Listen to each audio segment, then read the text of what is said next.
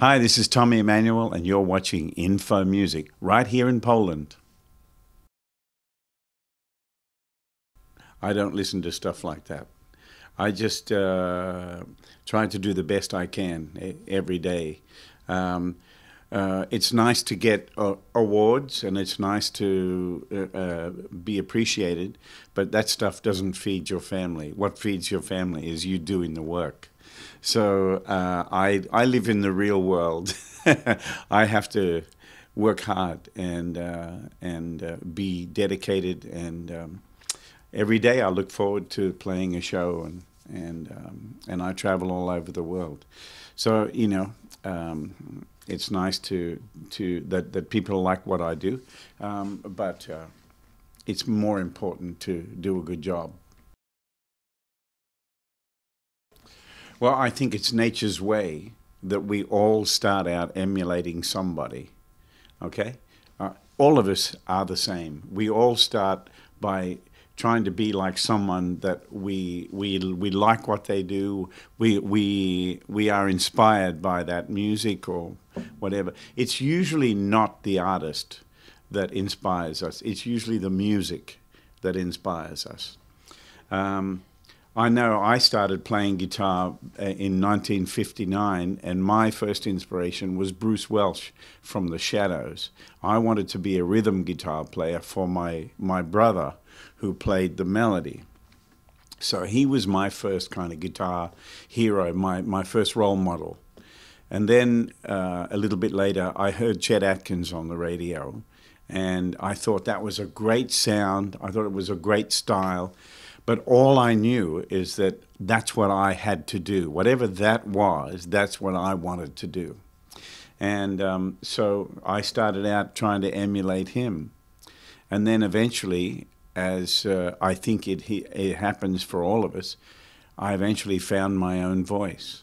And so my style is a mixture of blues, country, jazz, rock and roll, pop music, folk music. It's a combination of many styles, and I think what makes me different is the way I write songs, and I studied songwriting all my life, and I listened to singers and songwriters. I wasn't that interested in trying to study guitar players. I was more interested in songwriters and singers, and that's the way I approached writing songs for my guitar playing.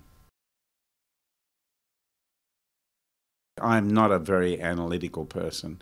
I'm more about the feeling and the emotion of it. Even if something is out of tune, like half of Jimi Hendrix's records are out of tune, but we don't care because there's so much feeling and so much mojo, It was only when Stevie Ray Vaughan came along and played a Jimi Hendrix song that the song was very much in tune, So that's just a technical observation, but that's why we still love to listen to Jimmy, in spite of the fact that sometimes it's out of tune. We don't care. It feels so great, and that's a good thing. I think it helps to have a knowledge of songs and also a repertoire of songs that you can learn from, and to help your style. It's important to start with simple songs and get the technique of how to play it going. So you understand it, you can play with a groove, you can play in time, you can make the melody feel good and all that kind of stuff. How it works in your brain is you start out by learning these simple songs, and it sounds very mechanical, right? And it is, because it's not music yet. It's a skill. You're learning a new skill. When you practice that skill enough, somehow your brain switches, and you switch from thinking about all the skills that you're trying to remember, and you start hearing the music or the melody.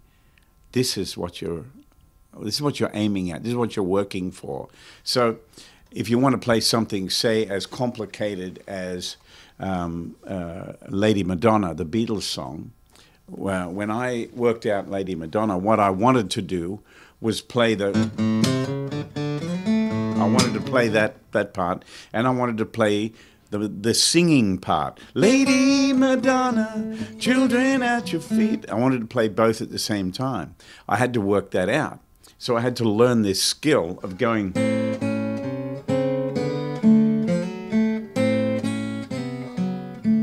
Right? I had to work it out bar by bar until everything worked. And then I practiced it for years until all I heard was, Lady Madonna, and how do I want to make the melody feel? So when I play it for you now, everything's going...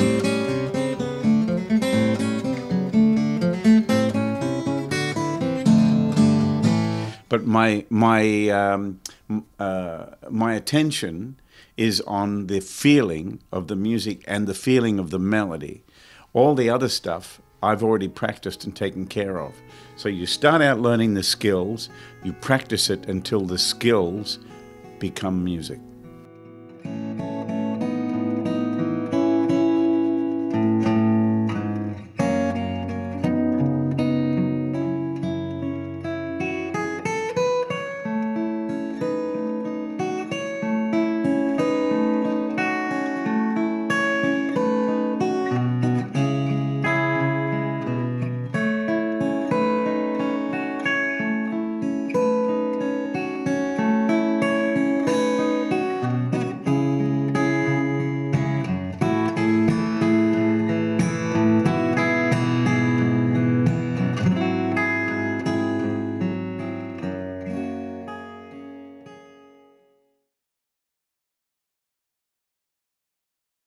I practice every day. I practiced this morning at 7 o'clock this morning. I was in my hotel room in Warsaw practicing. I play songs. I play songs, and there are times when if I want to work on my strength and my skill, then I just practice strength and skill exercises. I'll sit and go.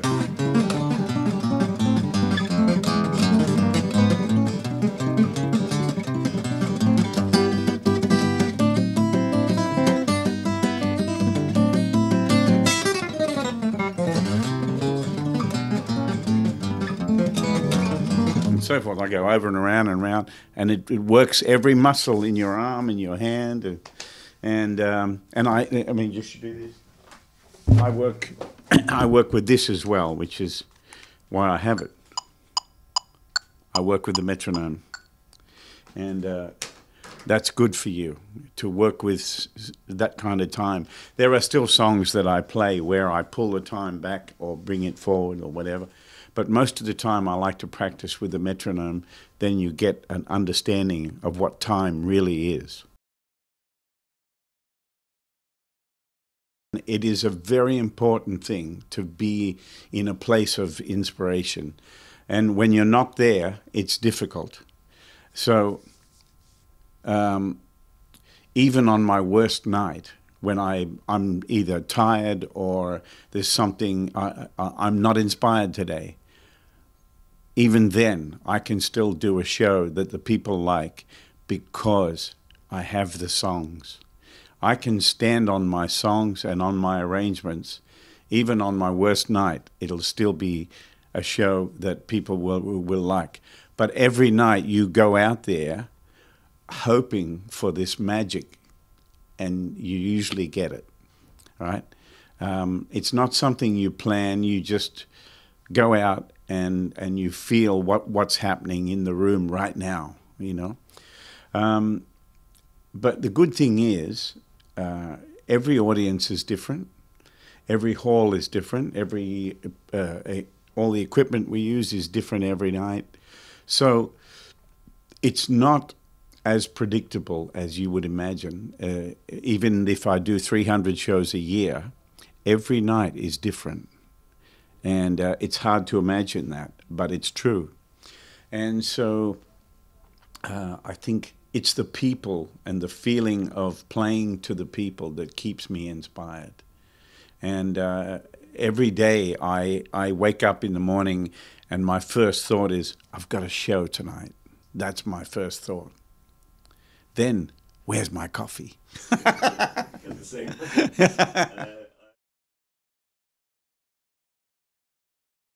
every song is different. Some songs I've written because I had an idea, right? For instance, there's a song called Drive Time, and I walked around the house going,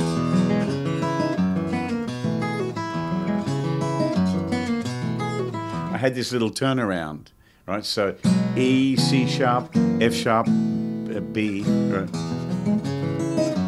And I really liked it, and I played it for many hours thinking, I like this idea. What am I going to do with it now? I have to tell a story. So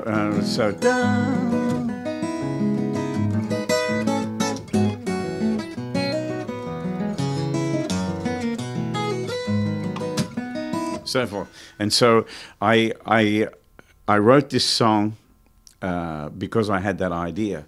There's another song I wrote called Ruby's Eyes, and I was very inspired by some chords from a James Bond movie called Moonraker. The first chord was this beautiful chord, and the voice went, where are you? Then the bass changed. Why do you hide? I thought that was so beautiful. I thought, what the hell is that chord? I grabbed my guitar, I found it, switched the TV off, and I wrote the song. So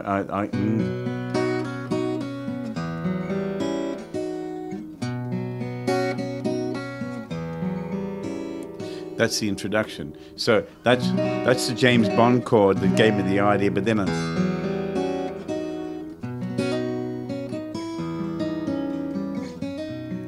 when I write songs, I don't imagine I'm writing a song for a solo guitar. I'm imagining that I'm writing a song for a singer and a band. The band and the singer are in my head. So that's why my songs sound like, people say, have you got words for that song? Then I know I'm onto something. And I always try to write in a way that you want to sing something with it. Chet Atkins always said to me, can you sing it? Can you hum it? When I'd write a new song, I'd say, hey, I wrote a new song, and the first thing he'd say is, can you sing it? And that was always the guide. I'm more interested in moving the world, basically. And so I listen to people whose songs and whose songwriting really touches a lot of people. People like Elton John, Billy Joel, Stevie Wonder, James Taylor, Carole King, Justin Timberlake, people who write amazing stuff, and I want to know how they do that. If you look at Eric Clapton's Tears in Heaven, it's one of the great masterpieces of the last 20 years.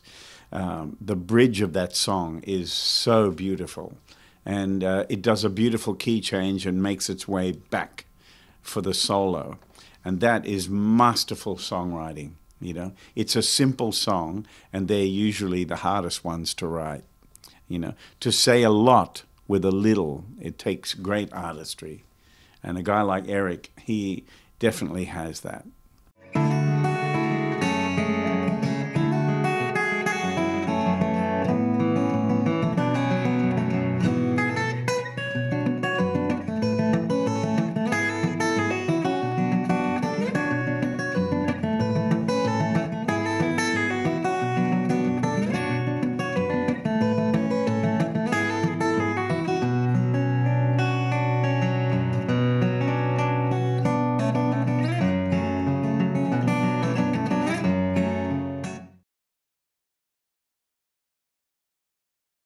I have 3 guitars on the road. They are all Maton guitars, made in Australia. And they have a pickup system that is 6 individual piezos under the saddle, and then a microphone which is on a little arm here, and I can move it around. Because sometimes we have an overtone, or we have a sound that my sound man says, it sounds a little bit nasally. Can we move the microphone? So I move the microphone and find a more woody sound. Maybe in one spot it's a little bit, and I can adjust it.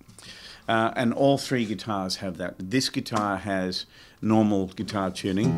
Right? The other one that I have, which has a cutaway, that one I use for drop D and drop G. And then the third guitar is a slightly slimmer body, and I use medium strings on the other one, and I tune it down a whole step. So it could fool your ear into thinking I'm using an odd tuning, but it's actually just normal guitar tuning. It's just down a whole tone. I don't play many things in odd tunings. I'm having enough trouble with normal tuning, you know. But I play in a way that it fools people. Sometimes they say, "Oh, I thought it was an open tuning," and it was just the way I played, because I use shapes like that, and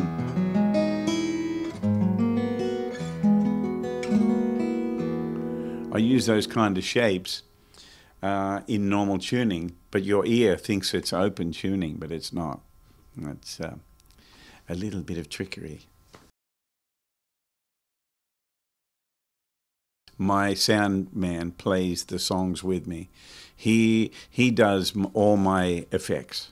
He does delays, reverbs, because the reverbs that are in these beautiful desks now, we have these really high quality digital desks. They have like lexicon reverbs and that kind of thing built in. So I don't need to have a lot of equipment. On stage, I have an amplifier and a preamp, and I just have a tuner. That's it. It's simple. I'm looking for one good sound. That's it. Everything else is in my playing. If I want to make it sound different, I change the sound with my hands. I insist on being in tune.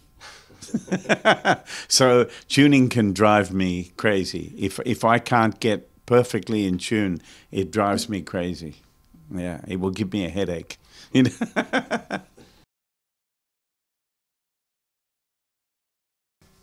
There have been a couple of times where all the power went out, where there was no electricity.